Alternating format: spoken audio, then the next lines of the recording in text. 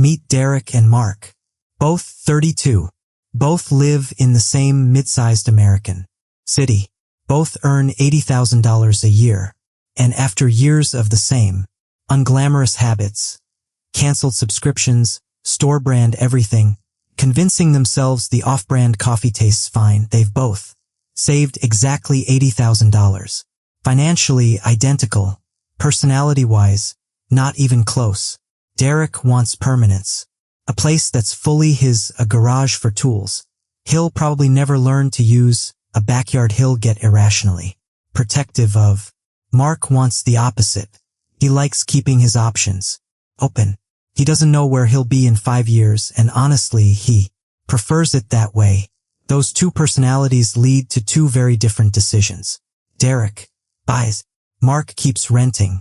We're going to follow both of them for the next 20 years. Every mortgage payment, every rent increase, every repair bill, every dollar. Mark invests instead of buying. Same starting point. Two completely different paths. Let's see where they actually land. Derek finds a 3-bedroom, 2-bath home with a small backyard for $350,000. He puts down 20%, $70,000, leaving a $280,000 mortgage. But the down payment isn't the whole cost. Closing costs, lender fees, title fees, inspections, prepaid taxes typically run 2% to 5% of the purchase price. For this comparison, let's put Derek's at $10,000. So before he's even moved a single box, his entire $80,000 is gone. $70,000 down, $10,000 in closing costs. He takes a 30-year fixed mortgage at 7%. Principal and interest come to about $1,863 a month. Add roughly $350 in property taxes, $150 in insurance, and $290 set aside monthly for maintenance, about 1% of the home's value a year, and Derek's real monthly housing cost is closer to $2,653. Mark, meanwhile, rents a comparable home nearby for $2,000 a month. No property taxes, no insurance. If the water heater dies, that's not his problem. That leaves him $653 a month better off than Derek. He resists the urge to spend it and instead invests his entire $80,000 in a broad stock index fund and commits to investing that $653 difference every month going forward.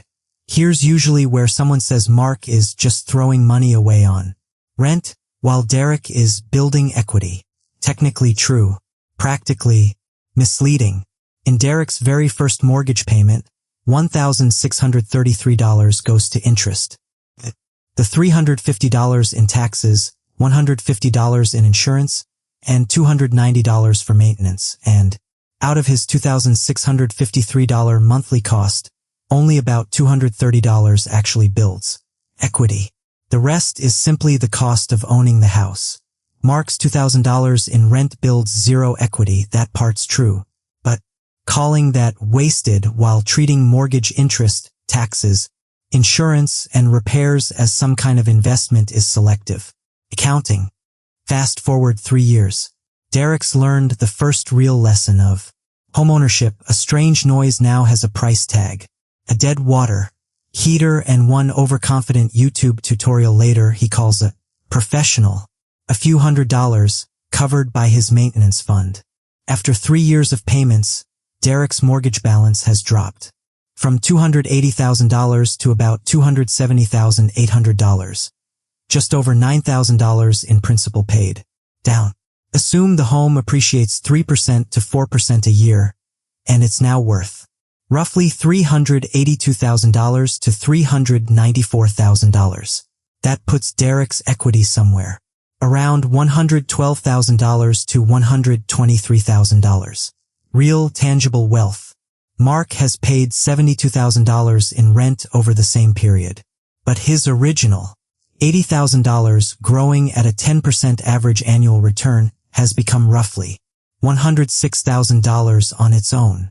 Add his monthly contributions and their growth, and his total portfolio sits around $130,000. After 3 years, the two are surprisingly close. Derek has equity. Mark has a portfolio. Derek can paint the walls whatever color he wants. Mark can move next month. From here, the costs on both sides start to shift. Derek's principal and interest payment is locked. But his total cost isn't. As the home's value climbs, so does his property tax bill. Insurance creeps up. And an older house means more ambitious repair bills. Mark's fixed cost isn't fixed at all. His $2,000 rent climbs roughly 3% a year, $2,060, then $2,120, then a little more the year after that. His landlord, it turns out, is also a believer in compounding. That original $653 monthly advantage starts shrinking a little more every year. But Mark still has one major factor working in his favor that we haven't fully credited yet. Opportunity cost. That original $80,000, left invested at 10% a year for 2 decades, has enormous room to grow. Long before counting a single one of his monthly contributions. Derek is 42 now. His home, still appreciating 3% to 4% annually, is worth somewhere between $470,000 and $518,000. His remaining mortgage balance is about $240,000, leaving him with roughly $230,000 to $278,000 in equity. He's put real money into repairs along the way, some of which improved the house, some of which simply kept it from falling apart. Mark's original $80,000, still compounding at 10%, is now worth roughly $207,000 on its own.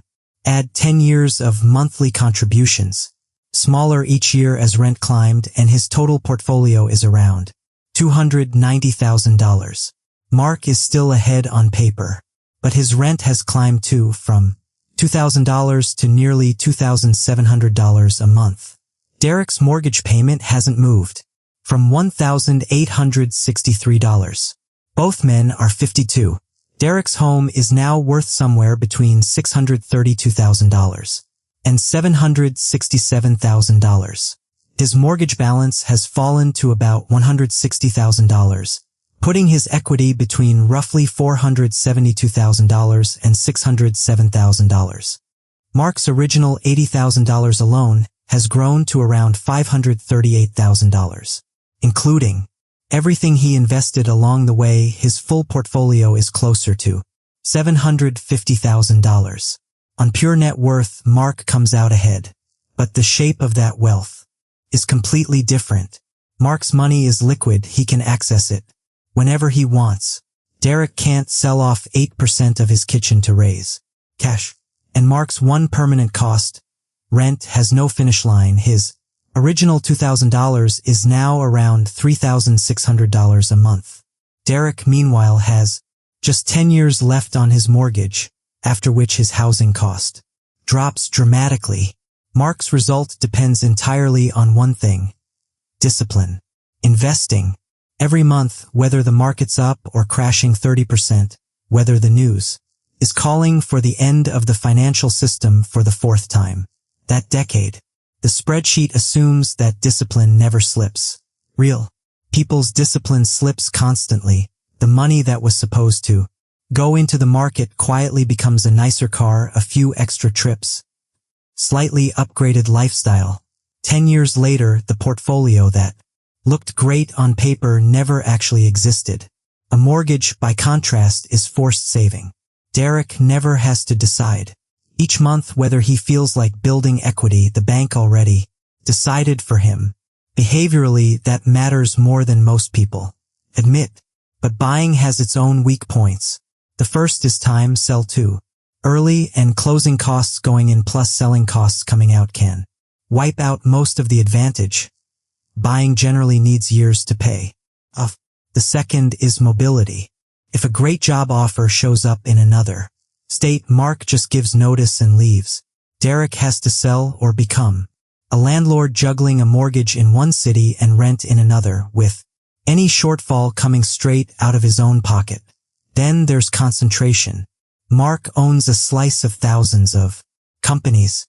Derek owns one house on one street in one city. If that local market struggles, he can't rebalance by selling the upstairs bathroom. And finally, liquidity. If Mark needs $20,000, he sells part of his portfolio. If Derek needs $20,000, he's refinancing, borrowing against equity, or selling the house outright. Home equity is real wealth, it's just not easy to spend. So which one wins? Honestly, it depends. Buying tends to make more sense the longer you plan to stay, generally 7 to 10 years or more, giving the upfront costs time to be absorbed and the fixed payment time to become an advantage as rent and prices rise around it. One rough gut check is the price-to-rent ratio. Divide the home price by a year's comparable rent. Derek's $350,000. Home divided by $24,000 in annual rent gives a ratio of about 14.6. As that number climbs past 20, renting tends to become the more competitive option, though it's a shortcut, not a verdict. Mortgage rates, taxes, and expected returns still matter. Renting tends to win when prices are high relative to rent, when flexibility has real value, and critically, when the renter actually follows through and invests the difference instead of spending it. And it doesn't have to be one or the other. Buying a home doesn't mean the investing has to stop. Derek traded liquidity and flexibility for stability and long-term control. Mark traded housing certainty for flexibility and a larger financial portfolio. Neither choice was automatically smart, and neither was automatically wrong. Comes down to two honest questions. How long are you actually staying? Because leaving early after buying can erase the advantage fast. And if you rent, will you genuinely invest what you save? Because renting for 20 years while spending every dollar of the difference erases the entire advantage just as completely. Renters pay rent. Owners pay interest, taxes, insurance, maintenance, and closing costs. Both are paying for housing, just in different currencies on different timelines. The winner here was never predetermined by the decision itself. Derek needed to stay long enough for buying to pay off. Mark needed the discipline to actually invest month after month for 2 decades. 20 years later, the real difference between them wasn't who bought and who rented, it was what each of them actually did after making that choice. Subscribe to Money Mindly for more breakdowns like this one. And let me know in the comments, are you buying, renting, or waiting for rates and prices to drop at the same time? If it's the third one, I admire the optimism.